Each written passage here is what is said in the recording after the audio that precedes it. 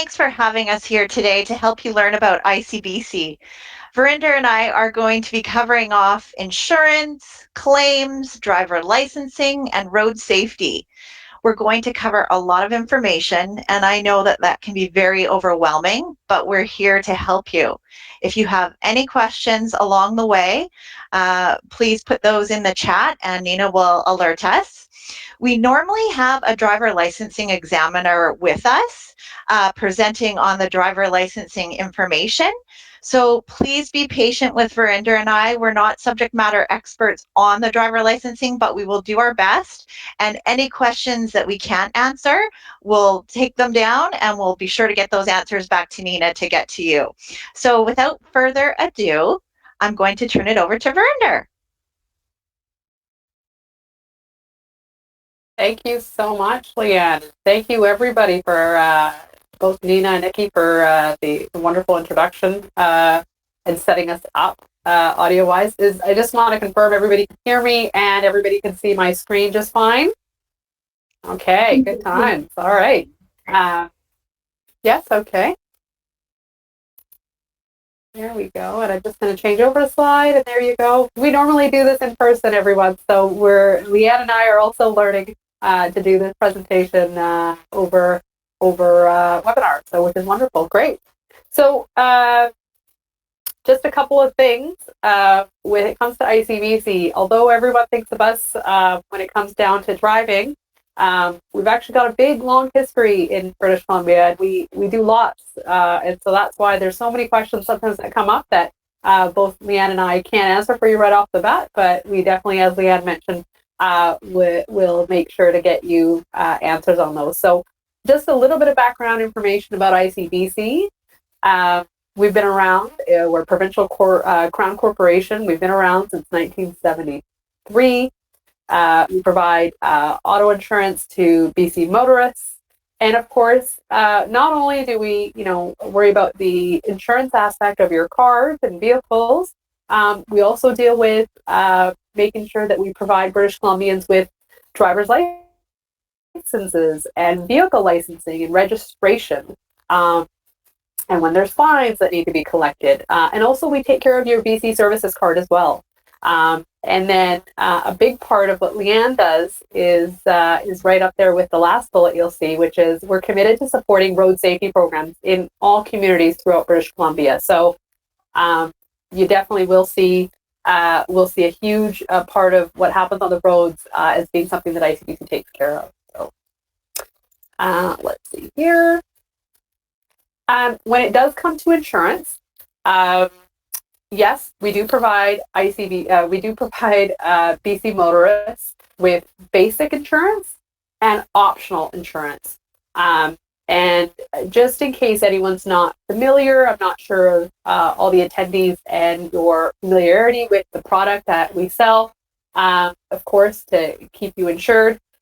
Your basic coverage, yes, everybody needs to have it in British Columbia, and ICBC is the one that you purchase that from. So it ensures that if it helps you with basic level coverage, if you are involved in an accident where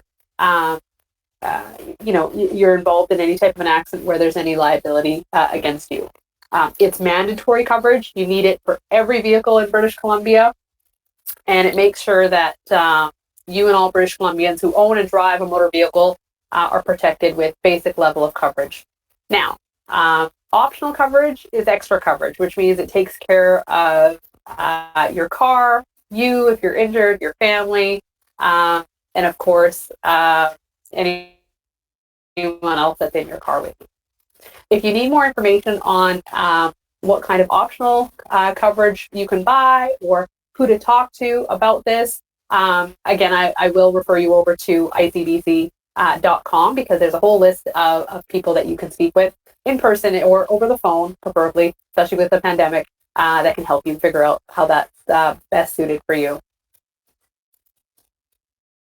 For basic insurance, there's been a lot of changes, and that's why Leanne and I will have you refer over to icbc.com very often, because there's often things that change. And according to recent changes, in September of 1st of 2019, ICBC moved over to more of a driver-based model. Before that, it used to be all about the vehicle, the car, the insurance that was on the car. So now it's based on who's driving. So we've changed the way we set premiums, and premiums are what you pay to get the insurance coverage that you're trusting to have. So this makes the driver more accountable. With the move for the driver-based model, the crashes will follow the driver, and the crash history of each driver is taken into consideration when setting the premiums, the money that they need to pay for insurance, which, if you think about it, makes a lot of sense. As opposed to someone else driving your car, and the car being what determines how much you pay. So this shift to a new model is what British Columbians have been asking for years. So I'm very excited to see that and witness it myself. That it's all about who drives the car. So it'll be members of the household, employees, friends, family, you, of course. And if you look at this right off the bat, the first part of your premium looks at who drives your car. And then we look at your driving experience, your crash history, like I just mentioned, if you have any. In general, the more crashes you cause, the more insurance you pay, which is also in line with what people want, right? So if you're higher risk, of course, you would be on for paying for more insurance. So the driving experience you accumulate, the more you save, discounts. With the old way that we used to do it, you would stop getting a discount after the 9 years of being claims free. So with this particular model, you'll actually be able to keep your discount going, and it goes before. In the old model, it used to be capped, which meant you couldn't get any more of a discount than 43%. With the new model that started in September of 2019, you actually can potentially get to your maximum discount of 52%. So if you're a good driver, you are going to save some big money. The majority of your insurance premium is based on the principal driver. So I'm not sure how many of you drive and how many of you have vehicles that are insured, but you have to list who drives it the most, right? Because it makes the amount of sense that we need to figure out who drives it more. So if it's your car and you're driving it to work or school most, then you would be listed as the main driver. So 75% of how much you pay for insurance is based on who drives it most. And then, of course, if there's other people listed on your policy, the one that makes up the highest level of risk will, the rest of the 25% of your premium will be determined based on that. A lot of information, I know, and this is repeated again on icbc.com if you're wondering, but a great source of help is our auto plan brokers, where you buy your insurance and you can talk to them about your individual needs and also your individual scenarios. Also, the one other thing I should mention is that where you drive your vehicle is also the area that you're driving in also is changing. So we recognize that there's a shift for British Columbians as they'll need to think about who they lend their vehicle to. And so that is more, as I said, the focus that we're wanting to go towards. So the next part of your premium is, of course, the car you drive. If you've got a fancy car, then of course your premium will be higher because it's probably a lot more expensive to fix it. And then, of course, it also looks at the vehicle category, which means where you're driving it most, and obviously what you're driving your car for. So if you're driving it to go to and from work every day, that's fine. If you're driving it around the clock to make deliveries, that needs to be looked at as well, because that's how they figure out how it is that you'll be what you'll be paying for your insurance. So if you look at all that, you'll also see that there's several things that are considered to figure out how much it is that you're going to be paying. So now let's take a closer look at the driver category and the new concept. Oh goodness, sorry, slipped over too many screens there. Now let's have a look at Next, basic insurance. So just in case anyone is not aware, basic insurance is protection, and I talked about this at the beginning, is protection if you're responsible for a crash. It also helps cover medical costs if you're injured, and portions of wage loss if you cannot work for a period of time as you get better. It also protects if the other driver doesn't have enough insurance. So if you've got someone that is driving around and doesn't have enough insurance to help cover the cost from the accident, basic insurance is what is going to help you there. There is, if part of this is also your, the other portion of this will be your third-party coverage, which is, again, it protects you from when you're at fault for a crash and another motorist makes a claim against you.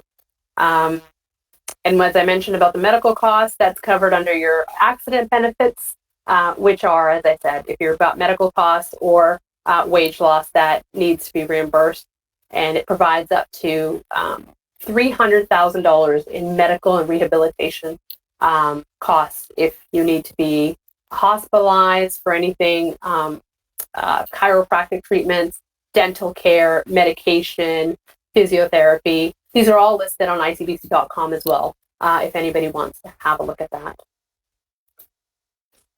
Next, you've got enhanced care. So I think you've heard a lot about this on social media in the last little bit. icbc.com has had a lot going on in there as well. This is launching in spring of 2021 with a target of May 1st. It's called Enhanced Care Coverage. First, it's going to bring down the average cost of auto insurance in BC. I saw this all over the news yesterday as to using the tool online on icbc.com to figure out what it is that you're going to be paying for insurance. And it's going to help with affordability. So it's not only going to help with your rates coming down, but it's also going to significantly increase the amount of care and recovery benefits that have not changed in years. So this is very exciting. It doesn't matter if you're at fault, if you're not at fault, you are, you aren't. It's still being decided. It doesn't matter. The amount of coverage that you're going to have for benefits to get better is enormous. And it's also for people that are catastrophically, significantly injured. This will also help them for lifetime help and support for their needs as they get as they progress on. And also the lower rates, improved benefits of the enhanced care coverage will be possible because the majority of the costs is actually going to, there's going to be a significant removal of legal costs. So you're going to see a significant change in how ICBC claims are processed going forward. So the most important part is that the savings that are generated by removing these legal costs in this new system called Enhanced Care, and also the fact that the Enhanced Care recovery benefits that you're going to get in the event, in the unfortunate event you're involved in any type of a crash, are better than probably anywhere else that you've seen in the world. So, and it's no matter if you're at fault or not. So, exciting. Also, as I mentioned earlier, is that if you're buying insurance for your car, your vehicle, or someone in your family, seeing an auto plan agent, auto plan broker is the best. They're everywhere. If you want to see who you can speak to in your language, if there is any type of a language barrier or you're more comfortable doing that, if you go to icbc.com, you can plug in there I believe it's your postal code, and it will help you with that. Also, you can always call ahead, which is preferred right now because of COVID, to call ahead and see if there's someone there that can help. But essentially, if you want to go and insure your car, you're going to need to have some basic information. So you need to know, if you want to know how much you're going to be paying for insurance, you need to know what kind of car you're going to be insuring, who is going to use it, drive it, where you live, and as I said, how you're going to use the vehicle and who's going to be driving it. So you need to know all those so that way the AutoPlan agent can help you figure out the best way. We don't want you to pay too much for coverage, and we want to make sure you don't pay too less either, because we want to make sure that the AutoPlan agent can help you figure out the insurance you need for your particular car or cars. Let's see here. And it is, I've got a quick note on here that it is your responsibility to make sure that the vehicle is insured properly. So that's why if you're calling ahead and want to inquire about this, very important that you have these basic things noted down before you call. Yeah, so there is that. And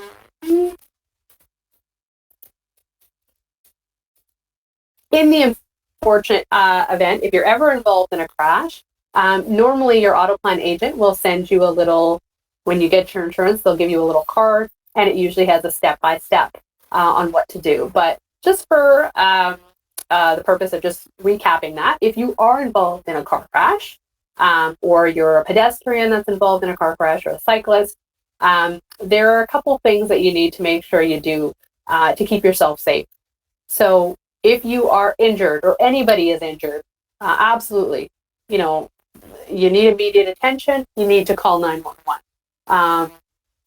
This thing I mention every year is, if it's safe and your cars can do so, move the vehicles off the road if it's safe, because I can't tell you when I was an adjuster years and years ago how many claims I've had where someone gets into a relatively minor accident.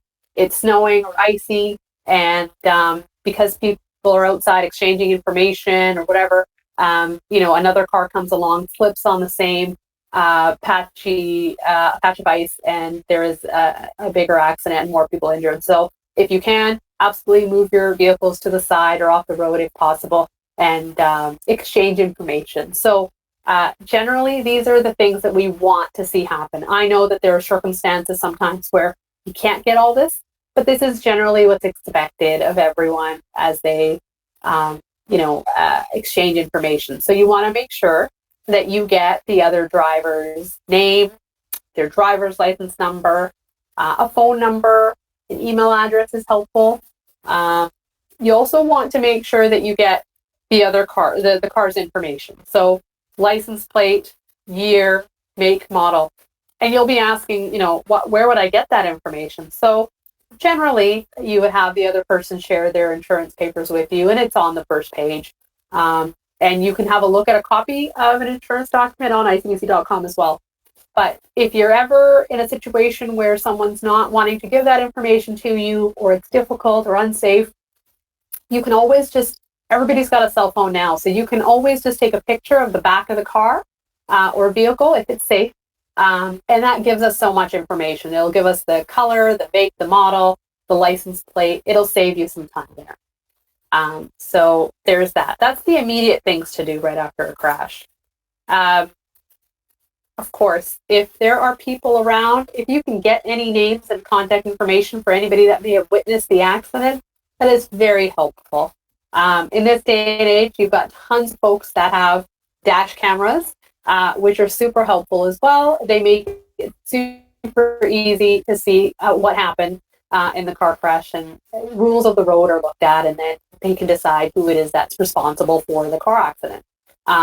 It does say here as well, and it's a very good reminder, is make sure that you note, the time of the accident, the date, weather, location, all that good stuff. And of course, as I mentioned before, if possible and it's safe, please take some photos. And then if it's not an urgent matter at the time, of course, give yourself some time, give yourself a break, calm down, make sure you have everything you need, and then you can report the claim to us at Icbc. So if you call us, we're actually open 24 hours a day, 7 days a week, 365 days a year. You can call us, and the numbers are right there, 520-8222, or we've got a long distance number. Or a lot of folks actually quite enjoy if they have to anyways, maybe not enjoy the process of having to go through a car accident, but you can report a claim on icbc.com. And it actually has gotten very, very easy to do so. And but if you prefer to speak with someone, that's completely understandable. You will get a live person to talk to. If you need to have somebody help you with your language, please do not hesitate. Ask. We do use a language translation service, and they should be able to assist us. And if for some reason you have a dialect of some sort that is hard for us to find somebody right away, we have got a secondary service as well. So the interpreters will help us. They've got over 170 languages that they can help us with. And of course, we've also got adjusters in our house, in-house that can help us. But we want to make sure that we get everything we need from you. And if it's best in a language that you feel more comfortable doing so, please do let us know. And we'll try our very best to get that sorted out. And so I know that's a lot of information, and I would never expect anybody to remember all this. But I assure you that if you go to icbc.com, it does have the step-by-step of what you need to do in the event you're involved in anything where you need to call in a claim. So Leanne, you're going to help us along with your subject matter expertise for ICBC driver's licensing and road safety. You bet. Awesome. Thank you so much, Verinder. That was great. We're now going to talk about ICBC driver licensing and what to do with regards to your driver's license when you've moved from another country to British Columbia. Next slide. So first off, welcome to British Columbia. After moving here, you have 90 days to switch your valid driver's license to a BC driver's license. The 90-day rule does not apply if you are either visiting as a tourist for up to 6 months, or if you have a valid student exemption due to a full-time enrollment at a designated educational institution in British Columbia, or if you're a temporary foreign worker. So to apply for a BC driver's license, first off, you need to book an appointment, as Verinder mentioned earlier. With COVID, everything, there are wait times. So you need to book that appointment, and you can visit icbc.com to do that. To visit your nearest driver licensing office. On icbc.com, I think, Verinder, you mentioned you could plug in your postal code and it will bring up the closest driver licensing office to where you're living. What you need to bring to your appointment is, first off, can you go back one? Thank you. You need to bring 2 pieces of ID. So one being a primary ID and the other being a secondary. And there are examples here of what a primary ID would be: a Canadian immigration document or a permanent resident card. On icbc.com, again, there's a list of other primary documents that you could bring. So that might be something really good that I could share that link to. The secondary is, your secondary piece of ID could be a foreign passport, a BC services card, a credit card, or a bank card. And you see here it says that your name must be imprinted on either of those. Along with that, you need to bring your current driver's license and your a fee for the license, and proof of 2 years driving experience. So a current driver's license or an international driving permit that hasn't expired for more than 5 years, or a letter of experience from your licensing authority that issued your first license, and it can't be a learner's license. And then the last thing is, driver licensing requirements are based on where your current license is from. And BC has a reciprocal license exchange agreement with a number of countries. So you need to check icbc.com again to see the list of those countries. And if you're from one of those countries, you will need to book an appointment and bring all the documents that I just mentioned. However, if you're from a country that is not listed as a reciprocal, then you can still apply for a BC license, but you're going to need to take a knowledge and road test. So you have up until 90 days, but we recommend doing it as soon as possible.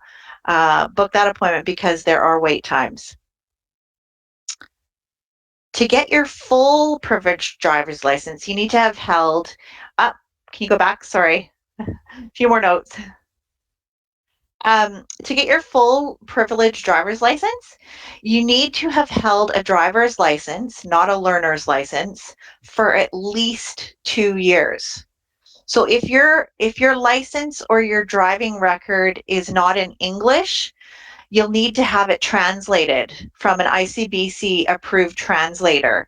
And Verinder mentioned, I think you mentioned that's on icbc.com as well. There's a list of approved translators. We, as Verinder mentioned as well, do offer the language services. So we can speak with you in your language about your claim, about your insurance, or your driver licensing needs. We're here to help, and we offer it for free. Over the phone interpretation in 170 languages, over 170 languages. Um, and we also have a Chinese and Punjabi language, both lines, where you can speak immediately with an interpreter. And I'll send you the phone numbers for both those lines. If you do not have proof of 2 years driving experience, you are going to be entered into the graduated licensing program. And that means that you're going to start off with a novice, an N license that has some restrictions. So if you have an upcoming appointment at a driver licensing office, just a reminder, if English isn't your first language, we have interpreter services available at select locations. So some of the driver licensing offices will have interpreter services, some of them. And again, there's a list on icbc.com of which driver licensing offices have the interpreter services. And so we can connect you with an interpreter on the phone to help you speak with our customer service representatives. Interpreter services, they're not available for road tests. Okay. So steps for getting your license, we talked about the fact that you need to bring your current driver's license and proof of 2 years driving experience. Taking the knowledge test. So I actually went through this yesterday with my daughter. She went and took her knowledge test and she passed. She got her L. So it's a very exciting milestone in someone's life that you will never, ever forget.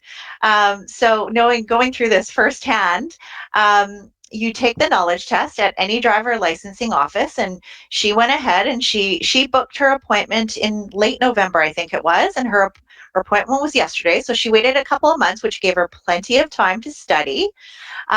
The knowledge test is available in 11 languages. So we offer the knowledge test for cars and motorcycles in 11 languages. English, French, Punjabi, Mandarin, Cantonese, Farsi, Arabic, Russian, Spanish, Croatian, and Vietnamese.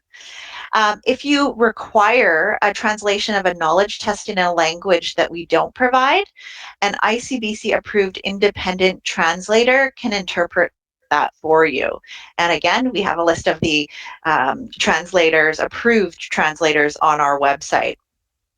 So when you take the test, my daughter was told she could not have her cell phone with her. She was moved to a cubicle where she took the knowledge test. You'll see the picture on the screen there of the screen where you're going to be answering questions. And there are 50 questions. You need 40 to be correct to pass. So the idea is to take your time, make sure to book your appointment.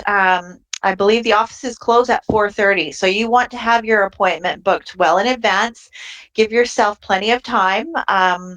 Michaela, my daughter, was told that she had 45 minutes to take the test. So and what you can do is you can skip questions. If you're not sure about a question, you can skip to the next question and answer it later. Once you answer the 40 questions, the test will end. You will have passed if you've got all 40 right. So again, if you're unsure, just skip to the next question. You'll have 2 times to go back to the question you didn't answer. So you can use a paper dictionary and headsets, an audio aid to listen to questions in the language that you speak. And again, we're here to help you. So any questions, feel free to reach out. We're here to get those answers for you. Now that was quite a bit of information as well. Was there any questions at this point before we turn it on over? I think I have one more slide, don't I? My bad. Okay, so here is a great tool that you can find on icbc.com. It's an online practice test. And what it is it will ask you 25 questions at a time. And then when you can retake the test, it'll have another different 25 questions. There's 150 questions that has been loaded into this online practice test. So you can take it over and over and over, and it will bring up a different set of 25 questions. Here's the biggest tip on this piece. You need to study the Drive Smart manual. We've heard this firsthand from driver examiners that there were people taking the tests and they weren't studying the book and they were failing. They were just doing the online test. You can't just do the online test. Please read the book from front to back, and even the little bubbles on the side page. Read it all and then start practicing with the online practice test. 1 out of 5 questions on the test are road signs. So there's another link on icbc.com on road signs to teach you all about that. So consider challenging your friends and family. Once you've read the book and you start taking this test, take the test with your family and your friends and share your results and see who knows the most. Teach each other. So it's great information, and I hope that that you find it really good as well. So again, if there are any questions before I turn it back to Verinder. No question? If there are any questions, please put them in the questions tab, and our guest speakers will be happy to answer them. At the moment, Leanne, there aren't any questions, but if there are, I will let you know. Thank you. Okay, over to you, Verinder. Thanks, Leanne. Congratulations to the CASP household for passing her learners. Thank you. And I cannot phrase it any better. Leanne said it right. We hear all the time of people that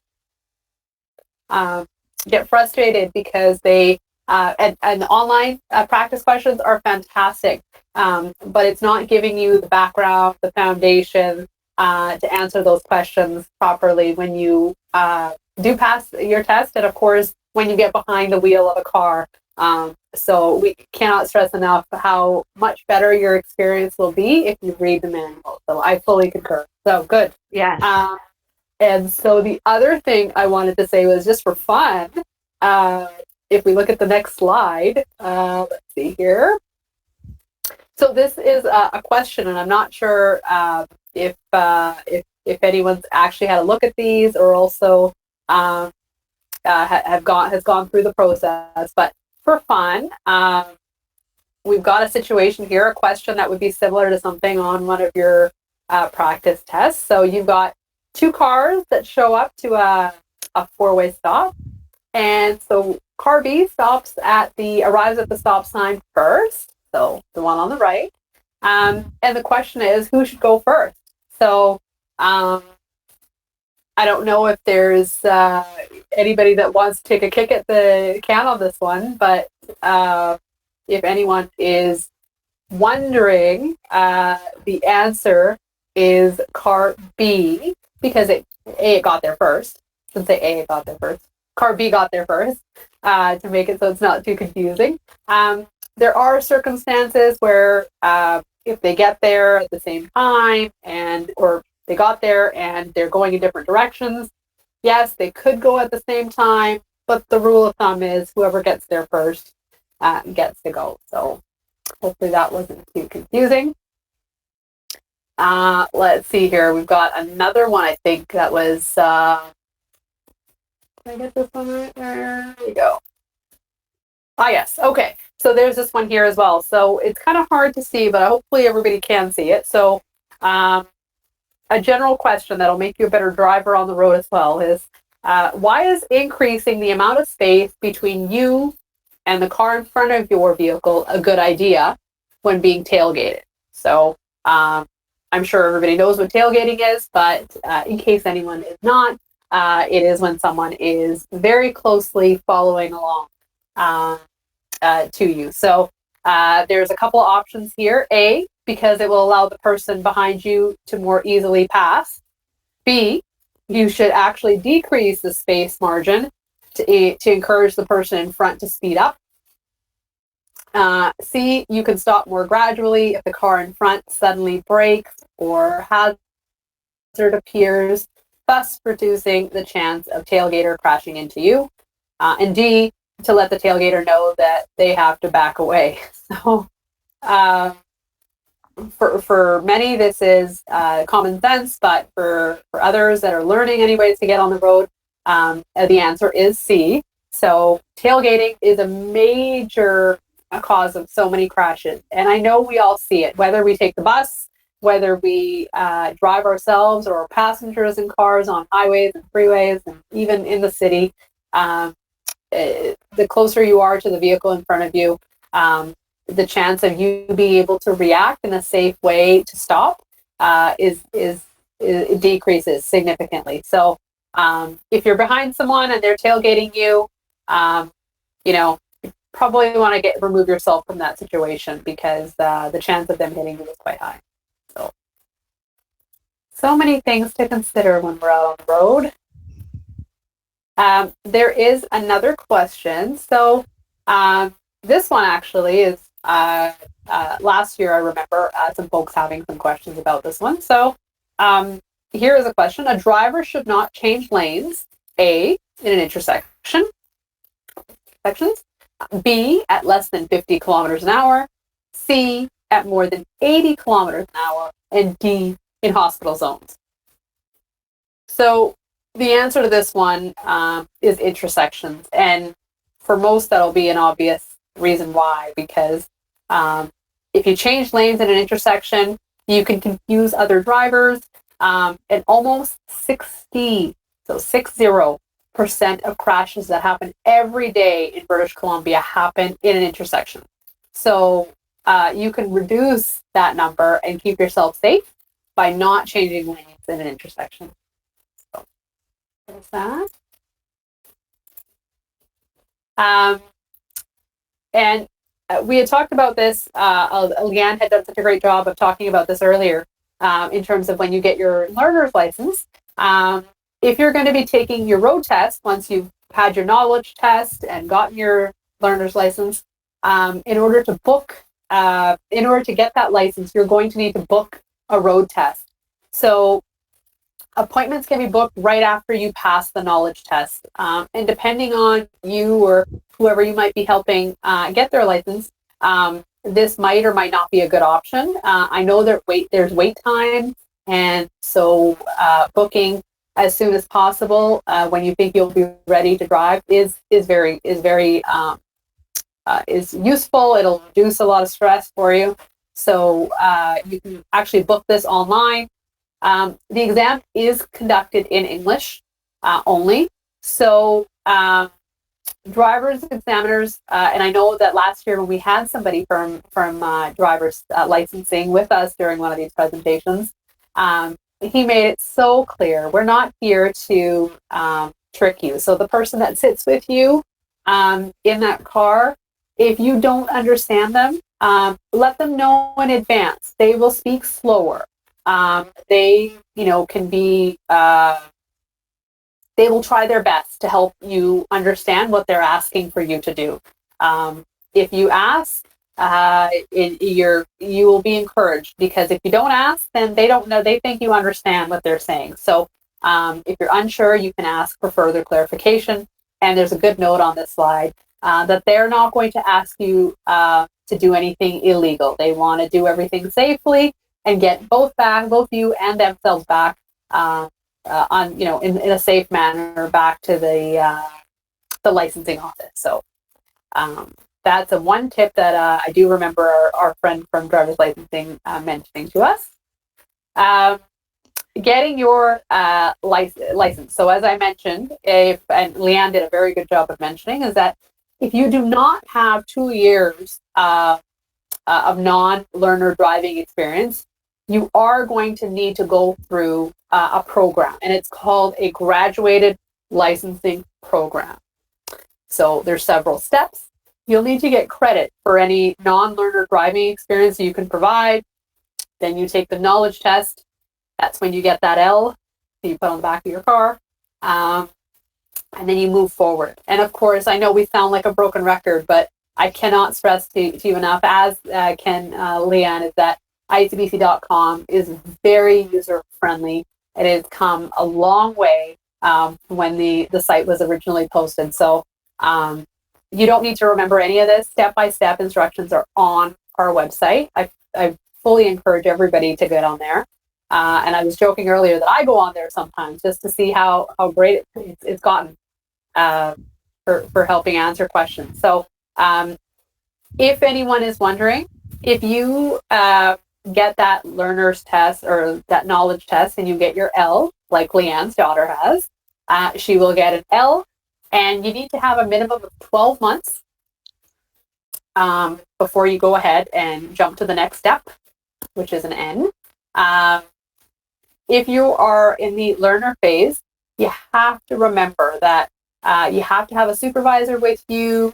There can be 0 blood alcohol content of any alcohol. You also cannot be having any handheld devices or hands-free electronic devices, for that matter. You have to have your L sign displayed. There is a 2-passenger limit. There are restrictions with who your passengers can be, by the way. Supervisor and immediate family and so forth. And there's only restricted hours that you can drive, right? We don't need someone with an L driving around at 2 a.m. in the morning, right? So there's time limits. And if you break any of those rules, that there's actually some very significant penalties, fines that come with that. And when you get your learner's license, you don't have to remember this now, but when you get your learner's license, there'll be information on the back of it that will coincide with this, but also you will get it written as well to you, and of course referred over to icbc.com for full details. And then once you're done with that, and if you're ready to get to the next phase, that's called a Class 7, which is the road test part that I was talking about earlier. Again, you have to have during that phase, because it's gradual. During that phase, you have to have a minimum of 24 months without having any prohibitions. So if you've been prohibited from driving during the time where you have an N, you're going to have a tough time getting your full license. In a minute here, I'll go over that. But you have to have your N sign displayed. You also cannot have any handheld or hands-free electronic devices around. You can have 1 passenger. Immediate family is exempt unless you're with your supervisor, and the supervisor has to be 25 years or older. Again, road safety is so important, and you've seen what can happen when people aren't safe while driving. So the penalties are significant if you're not abiding or not following the rules. And then, of course, once you've done that, if you are ready, then at that point to get to your full license, it's called a Class 5, and then you get your road test. And then at that point is when you have less restrictions and you get your full license, is what a lot of people will refer to it as. But there's a whole process involved, and so this journey involves a lot of hard work, but it does pay off in the end. And if there's anything that I can say to you is that if you've thought about it already, then get the process started, get on booking your tests accordingly, and make sure you have all the knowledge for all the tools and resources that are available to you to help you get to your full license, because your Class 5 license. Leanne, you are going to chat with us a little bit more. Okay, sounds good. Thank you. So, as was mentioned, I work in road safety. And when I first started working for ICBC, they offered me two different positions. One was in our computer department and one was in traffic safety. And I thought, geez, what is this traffic safety? Are those the people that are holding the stop signs? Like, I had no idea that ICBC had this road safety department where we invest in safer roads and auto crime prevention in communities all throughout British Columbia. Really, reducing crashes means fewer injuries, fewer wrecked cars, fewer insurance claims. And these savings, they help us to keep insurance rates as low as possible. So our goal in road safety is to reduce crashes and auto crime. And the majority of crashes are caused by driver behavior. So most of the campaigns that we work on, road safety campaigns, they focus on changing driver behavior. And when we look at a road safety problem, we look at, okay, so what are the solutions? And we look at the 3 E's. The 3 E's being, is it an education solution? Is it an enforcement solution? Is it an engineering solution? So it could be one, it could be two, it could be all three. We have a road improvement program where we invest millions of dollars every year, $8 million every year, to improving roads throughout British Columbia. So we have engineers that work for ICBC, and we sit down with the the city engineers every year at the start of the year and go through what their priorities are. And we look at our data, our claims data, because that's a wealth of information to tell us where the crash is happening, how often are they happening, what's causing them. And so thereby finding out what are the priorities in each of the communities throughout British Columbia where we can improve a crosswalk or an intersection, or perhaps adding in a roundabout. So those are just a few examples of where we help with improving roadways. But the majority of work that we're doing here in road safety is education based, such as today, and working with the enforcement as well. So working with police and linking that education to the enforcement, and really getting our message out to everyone. We all share the roads together. So whether you're a driver, you're on a motorcycle, you're a pedestrian, we all share the roadway. So it's all of our responsibility to make sure that we're being safe. And Leanne, Okay. before you go on, Yeah. you had a really nice example of how you helped with a road sign school in a school zone that was Yeah. damaged or down. Yes, so actually, Scott, our driver examiner that normally presents with Verinder and I, he had sent me an email a couple of days ago. He was out taking someone on a road test and noticed that there was a school zone sign that was missing. It was gone, and who should he get in touch with? So he contacted myself, road safety coordinator for Langley. The sign was in Surrey, so I talked to my colleague in Surrey.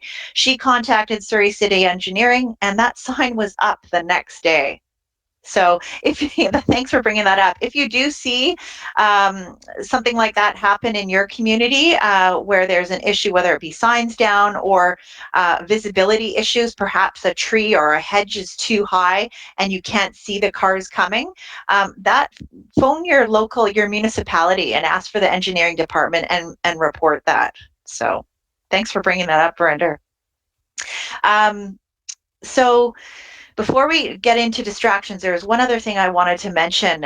Besides all the different road safety campaigns that we are focusing on, we are doing a lot. We have been doing a lot of work with presenting new to BC. So if you're new to BC, we are out there trying to help get this information out so that it's easier for you, so that you get the information and that the process is easier and not harder. We're also working with seniors as you approach the age of 80. You will be required to go for a medical exam, and and then perhaps you might have to go for a re-exam on your road test. So we're helping seniors to be at ease, get the information and be at ease so that they know what to expect and how to prepare. And then lastly, working with Indigenous communities. We've done a lot of work over the last 4 or 5 years in working with Indigenous communities throughout British Columbia, and that's something that we're very, very proud of. Okay, I better stop because I could go on forever. So on to distractions, and why are we talking about distractions? Distracted driving it's the second reason for people dying in crashes on our roadways in British Columbia. If you were to take a guess at the number one, I wish we could have that interactive piece here, but the number one reason for people dying on our roads here is speeding, and then distracted driving, and then impaired driving. So when I talk about distracted driving, I'm referring to um, things that would distract you when you're behind the wheel. The most common distraction is the cell phone. There are other distractions. Perhaps you're eating or you're drinking. That could be a distraction. What if you take a bite of a sandwich and it spills on your lap and you're like, ee, right? Or drinking something hot or cold and it spills on you. Where are your eyes? Your eyes are down here when they should be here. So different distractions. Another distraction could be having a pet on your lap. How many of you have seen people driving with a dog on their lap? That is really, really dangerous. We need to secure our pets when we're driving. What could happen, that animal, if you're in a crash, the animal could then become a projectile and start flying through the vehicle. It could end up going through the windshield. Very, very dangerous. So please secure your pet while you're driving. But for the most part, we're going to talk about cell phones, personal electronic devices, as they're the most common distraction. Okay, next slide. So we know approximately 960 crashes are happening every single day in British Columbia. Can you believe that? That's a huge number of crashes. And a big portion of that number is caused by distracted driving. We know that you're 5 times more likely to be in a crash if you're on your phone.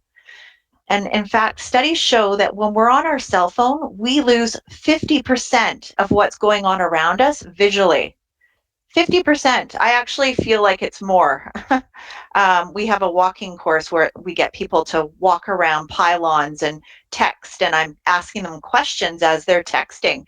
And so I know firsthand, doing that walking course, I personally felt like it was more than 50%. So we're really encouraging people and saying, plan ahead for a safe ride. Put your focus. Our main responsibility when we're driving is to be focusing on the road. And, as much as we love the technology, smartphones is the number one choice for everyone. They actually do more harm when they're used behind the wheel.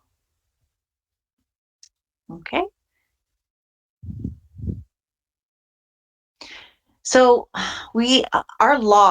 our distracted driving law came into effect, mobile device law, pardon me. It started 10 years ago. It came into effect in 2010. And the law states that under Section 214.2 of the Motor Vehicle Act, that we are not allowed to have a handheld device, and we're not allowed to be sending and receiving texts or emails. And if you're in the graduated licensing program, you're not allowed to have any personal electronic devices, including hands-free, zero. The fine, if you get a ticket for having that phone in your hand, it is $368 plus 4 penalty points. So, and those penalty points, they're extra money as well. So your first ticket is going to total $620. That's a lot of money that you could have spent on maybe a trip to Whistler, or I don't know, treat yourself to a favorite handbag. It's expensive. Um, so that's that. And then there's also, uh, it's considered a high risk driving behavior as part of our driver improvement program. Um, since March 1st, 2018, we introduced the driver risk premium. So again, it's more financial costs to you. And if you're at a red light, it is not legal to be on your phone. So just to make that really clear, that it has to be hands-free, which means it needs to either be affixed to your vehicle or affixed to yourself. It cannot be loose on the seat or in your cup holder. It should be affixed to the vehicle or affixed to yourself, and it should be a one-touch or voice activated. So none of the doing this, right? Because when we're texting, where are our eyes? We're looking at the keyboard on our phone, right? So again, that law applies even when you're stopped at a red light or in slow traffic. Okay. And the other thing that we wanted to talk about today was pedestrian safety, because there is a link between distracted driving and pedestrian safety. One of the main reasons for crashes with pedestrians is the distracted driver. And we launch an annual campaign in October of every year. So just before the daylight savings kicks into effect and days start to get a lot longer, or the days, the darkness is much longer. We see crashes with pedestrians nearly double between October and January. And so our message to drivers is you can see pedestrians when you really look for them. So really be scanning when you're near transit stops, when you're near bus stops, SkyTrain, when you're nearing intersections. You really need to be looking for pedestrians. And then for the pedestrian, our main message is take extra care to help drivers see you. You want to be visible. Again, I mentioned crashes with pedestrians nearly double between October and January. And the reasons for that are driver distraction, failure to yield the right of way to the pedestrian, and the weather. So the darkness, and then you add the rain. And then if you're dressed in all dark colors, it's very, very hard for drivers to see you. Okay.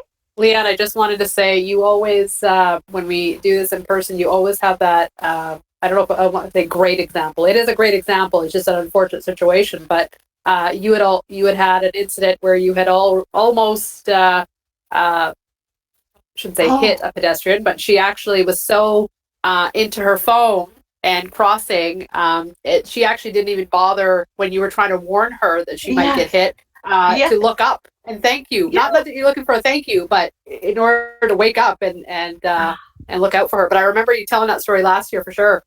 Yes, no, and thanks for bringing that up, because there was two stories. Stories are always good because we learn from them.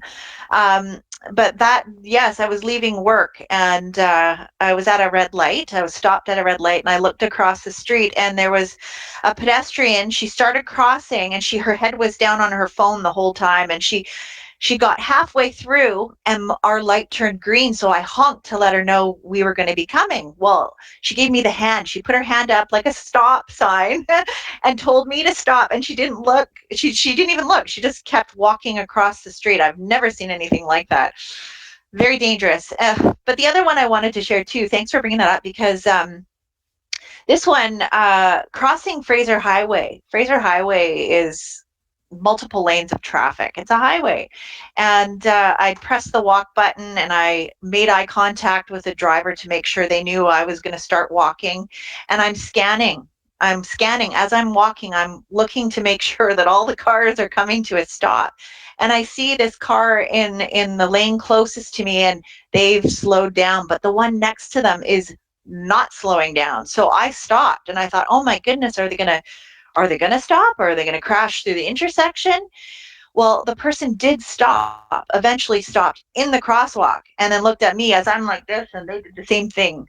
I don't know if they were on their phone or what they were doing, but regardless, the point of this story is that if your head is in your phone while you're crossing or driving, um, I might not have seen that happen. And if I had earbuds in, I can't hear anything around me.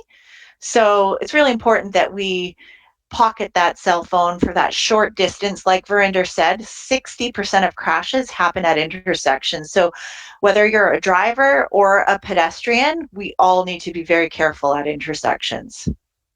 Thanks for bringing sure. that up. And I will say one other thing, Leanne, is that as you know, I walk every day. And I know that Langley area very well because I used to work out there and I used to walk every day. I walk every day. And the vigilance and the near misses I've had, I mean, I think I look like a Christmas tree because I've got reflectors on arms, legs, the back, the front. But and it's never intentional. Even if someone is not distracted on their phone, you have to really look. And if you miss a pedestrian, that's unfortunate for sure. But so much responsibility is on us as well, because nobody wants to get hit. So being active and looking around and scanning, like you just said, so important, because nobody wants anybody to get hit. That's for sure. I'll shut up now. But No, that's good. Thank you. Yeah, it's so true. Okay, so I think the next slide is some tips. Oh, okay. Before we get to the tips. So I talked about the fact that we know based on our crash data that crashes with pedestrians, they spike. So they nearly double between October and January. So all the more need to be extra cautious during those months. And when it comes to crashes with pedestrians, it's higher even at intersections. 78% of crashes with pedestrians happen at intersections. Okay, so here are the tips for drivers. So our number one job is to focus on the road. So leave the phone alone. If you're addicted to your phone, put the phone in your trunk. You can't get to it.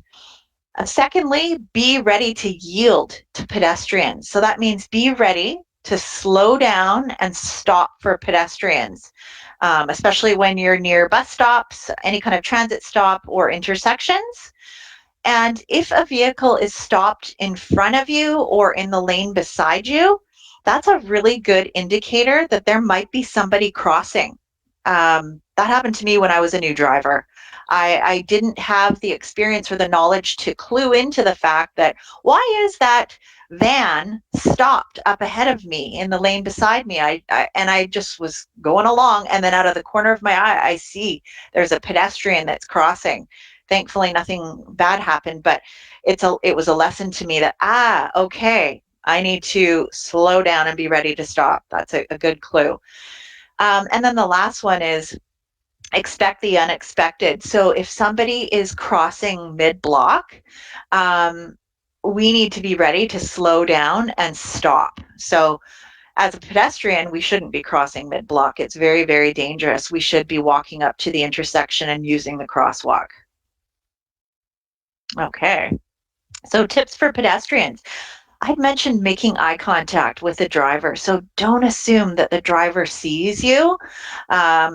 Make sure that you look them in the eye and you know that they know you're there before you start to cross the street. And again, be looking for drivers, scanning the intersection left and right, because we know distracted drivers are one of the main causes for crashes with pedestrians. And always use a designated crosswalk and follow the pedestrian signs and traffic signals. So you want to make sure that you are crossing the street when you have that walk sign, not the flashing hand sign. and to take your earbuds out and pocket your phone just for that short distance that you're crossing.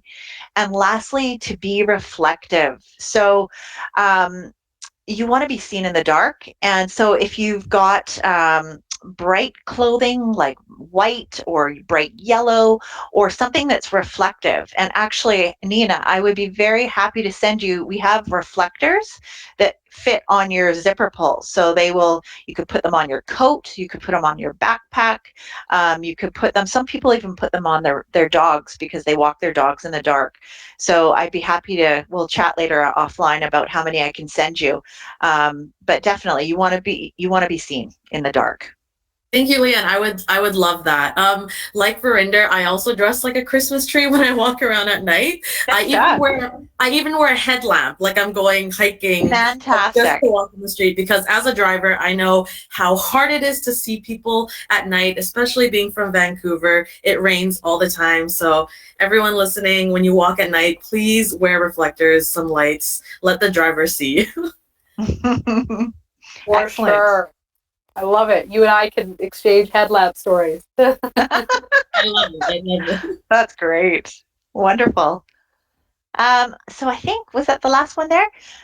Okay, so we're at the end. We know that was a lot of information. So if there's any questions or we can get anything back to you, we'd be happy to do so. We're very appreciative of the opportunity to spend this time with you. So thank you very, very much.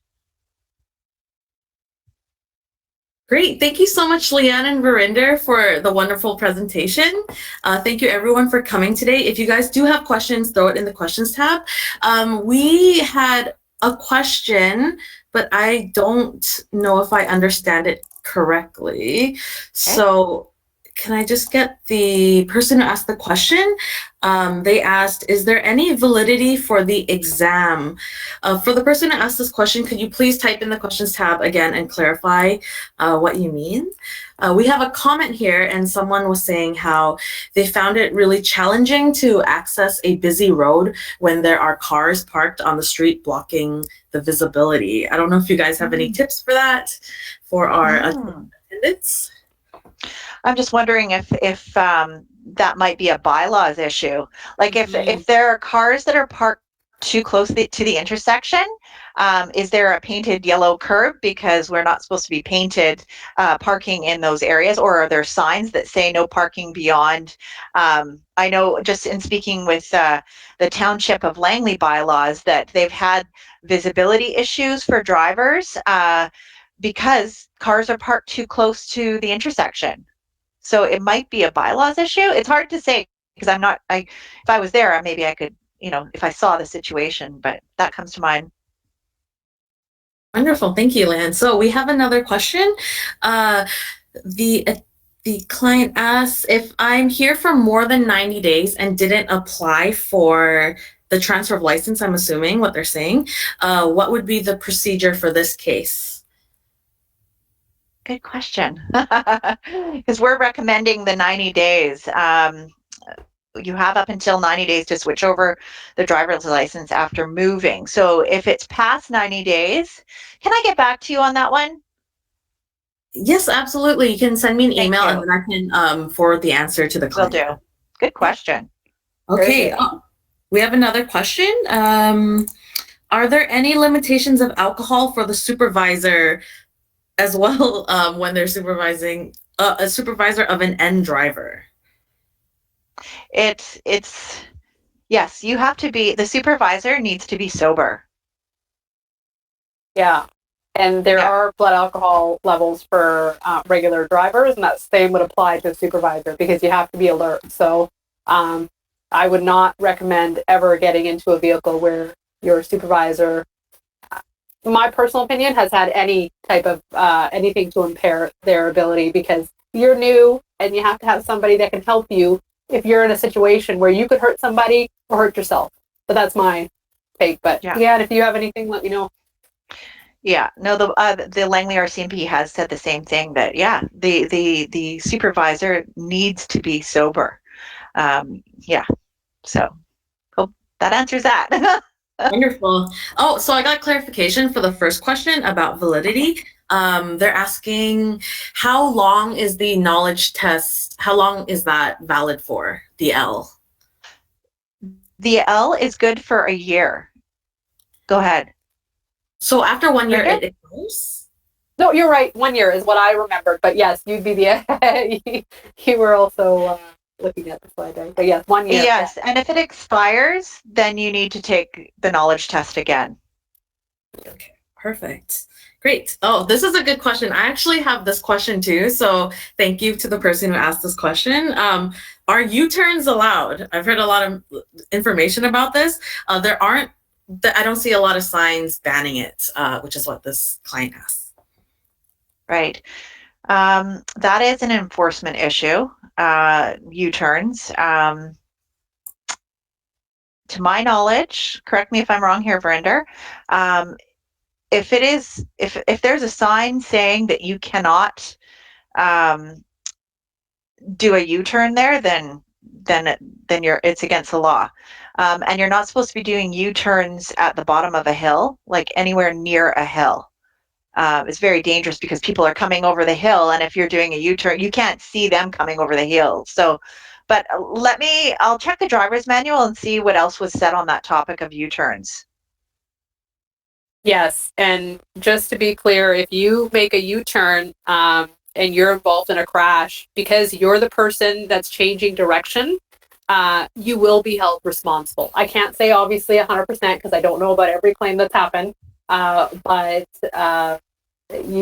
I would highly recommend, and I know I'm probably sounding like a broken record with the road safety, but in the event you're ever involved in a situation where you've made the wrong turn or missed your turn, go the extra couple of blocks, make your right turn, move around, come around type of thing. So it's my recommendation to you. U-turns, even the only times I personally, and I've only, been driving for a couple of decades here, but only times I feel comfortable making a U-turn is we have a wonderful intersection here with a U-turn sign that actually has an arrow and a traffic light that tells me that I can do a U-turn.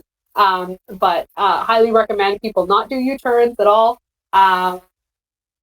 If you do one, I cannot tell you the number of times that I've had claims come across my desk where someone is hurt because they were just driving along straight and somebody that they thought was pulling over and, looked to be, from all accounts, looked like they were just pulling over to the side of the road, didn't see them and makes that U-turn. And it's, if you can imagine anyone that's done a U-turn, you're usually pressing on that gas pedal pretty good to make that turn. So you can imagine the impact that happens. So Leanne can double check the manual because she'd be the expert on that. But I would say that U-turns, avoid them at all costs because you are making that directional challenge. You're taking on a risk that perhaps is not needed, right?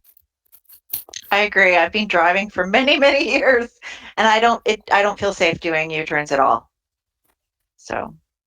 Great, wonderful. Thank you for the advice. Another question from the same person who asked whether or not a supervisor and if there's an alcohol limit. They ask, can the police ask the supervisor for an alcohol test? Let's say if they were pulled over. If the supervisor is impaired? Yes. Oh, maybe they're not impaired, but if they get, I'm assuming if the client means if they were pulled over, can the police ask the supervisor for an alcohol test? Of the supervisor. Yes. So the supervisor being the passenger and the end driver is being pulled over, can the supervisor be tested? That's an enforcement issue. Yeah. I can't answer that because issue. we're not an enforcement agency, so that would be something that the police we'd have to ask them. But I wouldn't be surprised if they thought somebody was not capable of supervising somebody on the road. If they had reasonable grounds, I don't think anybody could dispute that they didn't have grounds to do so. But I guess that you're right, Leanne, it'd be a ticket. That would be, if there was a ticket issued for failure to provide a blood alcohol sample, then that would be something that they would have to argue, of course. But again, I would not ever put myself in a position and try really hard to put myself in a position where your supervisor, the person that's supposed to catch you, the safety net, is not 100% on board and attentive and focusing on you and how to keep you safe for your journey. Hugely. And just a little background on the graduated licensing program. It was brought in by the government back in the early 2000s because we were losing carloads of young people in particular in crashes. And so that's why the government stepped in and said, we need to put some restrictions. And it really has been working and saving lives. So by giving the extra time allotted for the L and the N and the restrictions, it's helping new drivers to be safer on the road and gain that experience and the confidence. Okay, great. Thank you so much for that answer.